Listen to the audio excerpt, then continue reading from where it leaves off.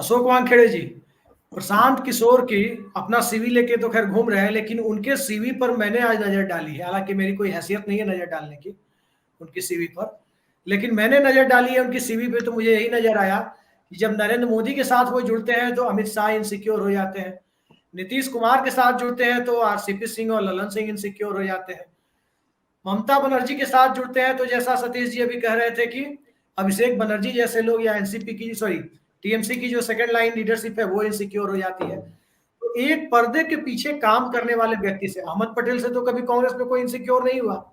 आखिर कारण क्या है कि प्रशांत किशोर जहां जाते हैं तात्कालिक लाभ उस पार्टी को मिल जाता है जिसमें प्रशांत किशोर भी अपना हिस्सा बटाने, क्रेडिट में अपना हिस्सा बटाने उनके लोग पहुंच जाते हैं या उनकी पीआर एजेंसी। लेकिन प्रशांत किशोर से एक बतौर स्ट्रेटजिस्ट किसी स्ट्रेटजिस्ट से किसी को कोई इनसिक्योरिटी नहीं होनी चाहिए, ऐसा मेरा मानना है। लेकिन ये होता क्यों है?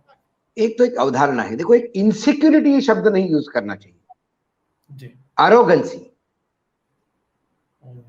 प्रशांत किशोर कॉन्ट्रैक्ट साइन करने के बाद इतने अरोगेंट हो जाते हैं कि दूसरे लाइन के लोग हर्ट हो जाते हैं। अहमद पटेल के बारे में सब कुछ बातें हो सकती, लेकिन अहमद पटेल अरोगेंट थे ये कोई नहीं कहेगा।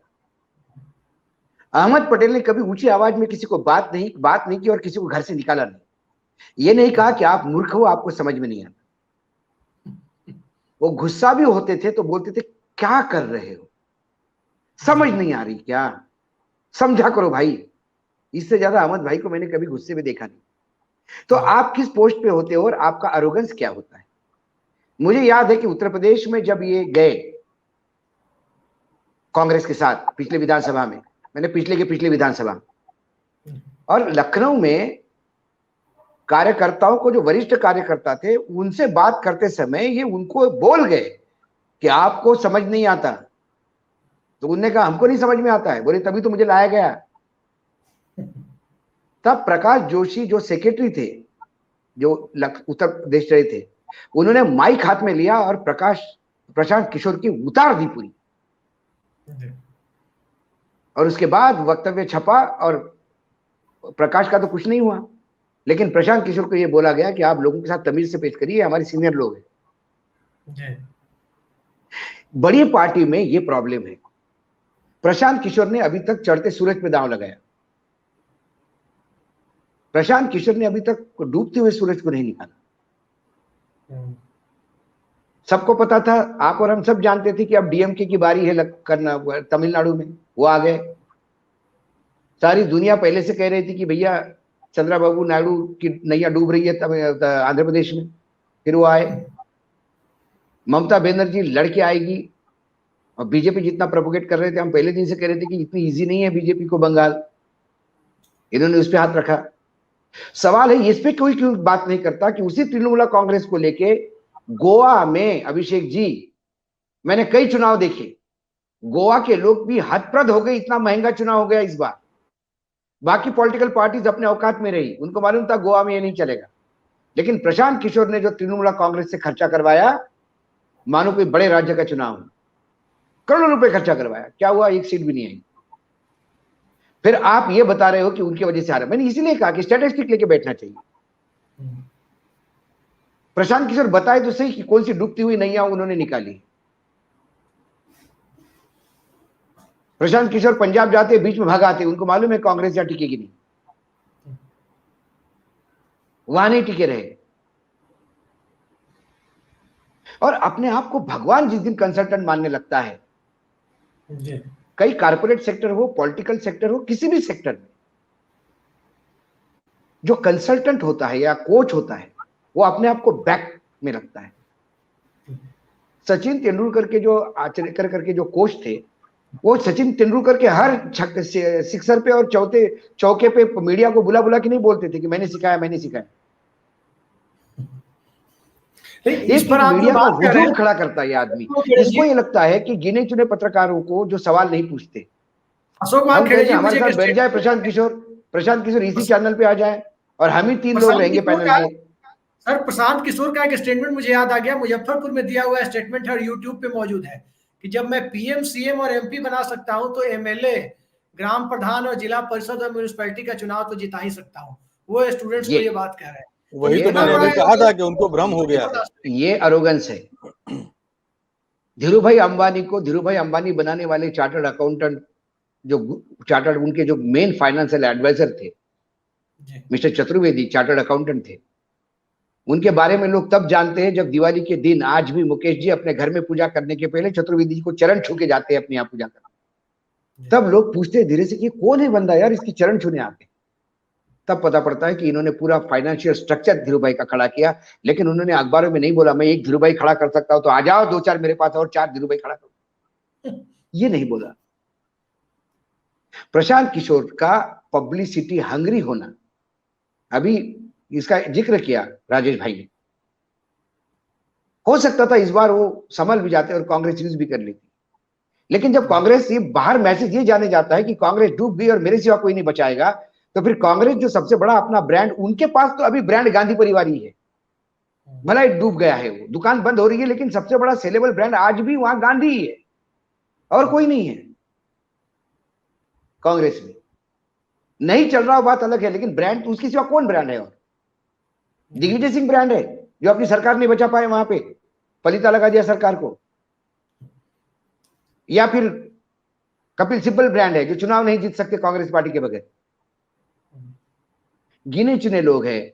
कमलनाथ अपनी सीट निकाल सकते हैं लेकिन राज्य नहीं निकाल सकते।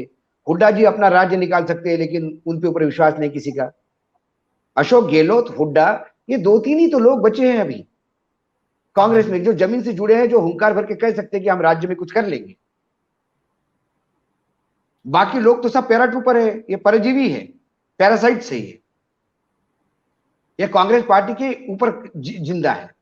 पहले कांग्रेस पार्टी वर्कर्स पे जिंदा थी, अब ये सब नेताओं के, ये पार्टी के गुडविल पे जिंदा है, जो भी गुडविल बची हुई है।